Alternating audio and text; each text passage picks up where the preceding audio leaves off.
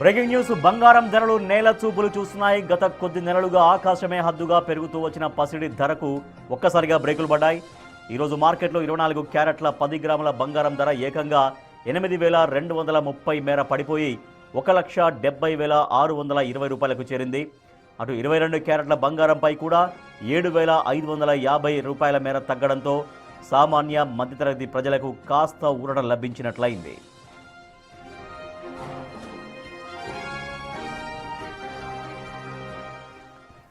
బంగారం ధరలు స్వల్పంగా తగ్గాయి. గత కొద్ది నెలలుగా ఆకాశమే హద్దుగా పెరుగుతూ వచ్చాయి పసిడి ధరలు, కానీ ఒక్కసారిగా బ్రేకులు పడ్డాయి. ఇవాళ మార్కెట్లో 24 క్యారెట్స్ తులం బంగారం ధర ఏకంగా 8,230 మేర తగ్గిపోయి 1,70,620కి చేరింది. అటు 22 క్యారెట్ల బంగారంపై కూడా 7,550 రూపాయలు తగ్గింది. సో దీంతో బంగారం ధరలు తగ్గుతాయా అన్నటువంటి ఒక ధోరణి కనిపిస్తోంది. మధ్యతరగతి ప్రజలు కాస్త ఊరట లభించినట్లయిందిగా చెబుతున్నారు. మా ప్రతినిధి అంజుమా మరింత సమాచారం అందిస్తారు. అంజుమా, రోజు ఏ స్థాయిలో విపరీతంగా బంగారం ధరలు పెరిగాయి, కానీ ఒక్కసారిగా ఇవాళ బంగారం ధరలు తగ్గడానికి గల కారణాలు ఏం చెప్తున్నారు? ఈ తగ్గుబాటు మెల్లమెల్లగా ఇంకా క్రమంగా తగ్గుదల కనిపిస్తుంది అంటున్నారా? మార్కెట్ నిపుణులు ఏం చెప్తున్నారు అంజుమా? బంగారం వెండి ధరల్లో ఊహించని విధంగా మార్పులను చూస్తున్నాము. నిన్న ఒక్కరోజే 24 క్యారెట్ల బంగారం ధర దాదాపు 2 లక్షల మార్కుకి చేరువలోకి వెళ్ళింది. ఇక కిలో వెండి ధర 4 లక్షల మార్క్ని క్రాస్ చేసింది. అయితే ఎవరు ఊహించని విధంగా ఈరోజు ఉదయం నాటికి చూసుకున్నట్లయితే కూడా స్వల్పంగా ధరలు తగ్గాయని చెప్పుకోవచ్చు. ఇటు 24 క్యారెట్ల బంగారం చూసుకుంటే కూడా దాదాపు మనకి 8,230 మేర కూడా ధర తగ్గింది. అదేవిధంగా ఇటు 22 క్యారెట్ల బంగారం ధర చూసుకుంటే దాదాపు 7,550 రూపాయలు తగ్గింది. అయితే కొద్దిసేపటి క్రితం మళ్ళీ మనకు ధరలు పెరగడాన్ని కూడా గమనించవచ్చు. ఎందుకంటే గత కొంత కాలంగా చూస్తున్నాము బంగారం ధరల్లో విపరీతమైనటువంటి మార్పులు వస్తున్నాయి. మనకి 10% పెరిగితే 1% మాత్రమే తగ్గుతోంది. సో నిన్నటికి ఈ రోజు ఉదయానికి చూసుకున్నట్లయితే స్వల్పంగా ధరలు తగ్గినప్పటికీ మళ్ళీ కాస్త పెరిగినట్లుగా కూడా తెలుస్తోంది. ప్రస్తుతం చూసుకుంటే 24 క్యారెట్ల బంగారం ధర వచ్చేసి 1,75,290 రూపాయలుగా ఉంది. ఇక సిల్వర్ ధర చూసుకుంటే కిలో సిల్వర్ కి మనకి 3,73,390 రూపాయలుగా ఉంది. సో మార్కెట్ వర్గాలు కూడా అంచనా వేయలేకపోతున్నాయి. ఎప్పుడు బంగారం వెండి ధరల్లో ఏ విధంగా మార్పులు వస్తున్నాయో కూడా అంచనా అయితే వేయలేకపోతున్నారు. అయితే ఇటు ఆర్థికవేత్తలు అదేవిధంగా గోల్డ్ అనలిస్టులు సిల్వర్ అనలిస్టులు చెప్తున్నటువంటి మాట ప్రకారం మనకి భవిష్యత్తులో పెరిగే అవకాశాలే తప్ప తగ్గే అవకాశాలు మాత్రం కనిపించడం లేదు అని అంటున్నారు.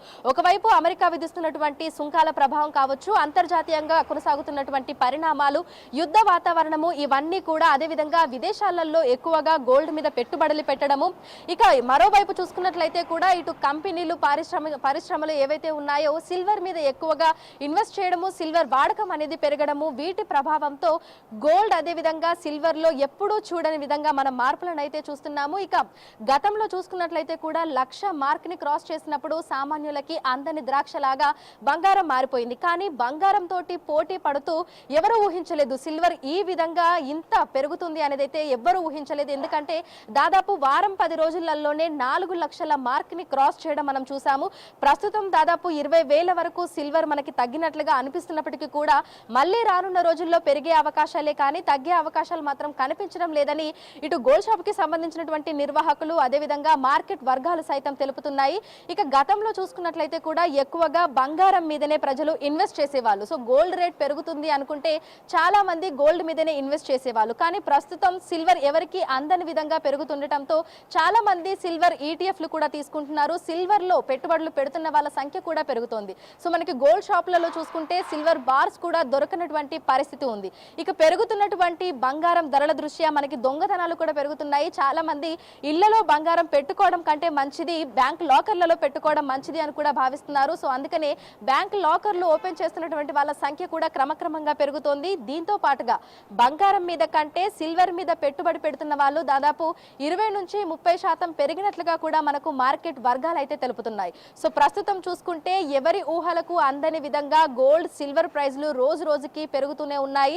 మార్కెట్ అంచనాలు ఎప్పుడు ఏ విధంగా ఉంటాయో ఎవరు కూడా ఊహించలేకపోతున్నారు. ఇటు ఆర్థికవేత్తలు మాత్రం ఎంతో కొంత కొనుగోలు చేసుకొని పెట్టుకోవడమే మంచిది అని చెప్తున్నారు. అయితే మరికొంతమంది భవిష్యత్తులో తగ్గొచ్చు, ఇప్పుడు ఆవేశపడి ఎవరు కొనకండి, ఎందుకంటే ధర ఎక్కువగా ఉంది కాబట్టి కొంటున్నారు, పెట్టుబడులు పెడుతున్నారు, కానీ పెట్టకండి అని కొంతమంది ఆర్థికవేత్తలు అయితే చెప్తున్నారు. కానీ ప్రస్తుతం మార్కెట్ చూసుకున్నట్లయితే కూడా ఇటు బంగారం వెండి ధరలు క్రమక్రమంగా పెరుగుతున్నాయే తప్ప తగ్గట్లేదు. గతంలో చూసుకున్నట్లయితే కూడా అప్పుడు కూడా మనం బంగారం వెండి ధరలలో హెచ్చు తగ్గులు చూసాము. అంటే ప్రతిరోజు దాదాపు వందలల్లోనే మనకు ఆ హెచ్చు తగ్గులు అనేవి ఉండేవి. కానీ ప్రస్తుతం చూసుకుంటే వేలల్లోనే ఈ హెచ్చు తగ్గులు అనేవి కూడా చూస్తున్నాము. ఇటు బంగారం షాపులకి వెళ్తున్నటువంటి కస్టమర్ల సంఖ్య కూడా క్రమక్రమంగా తగ్గిపోతుంది. కానీ ఇన్వెస్ట్ చేస్తున్నటువంటి వాళ్ళ సంఖ్య మాత్రం పెరుగుతున్నట్లుగా మనకు గోల్డ్ షాపులకు సంబంధించినటువంటి వ్యాపారులు అదేవిధంగా ఆర్థికవేత్తలు కూడా చెప్తున్నారు. సో సిల్వర్ ఈటీఎఫ్లు గోల్డ్ ఈటీఎఫ్లలో పెట్టుబడులు పెడుతున్నటువంటి వాళ్ళ సంఖ్య మాత్రం పెరుగుతుంది. అదేవిధంగా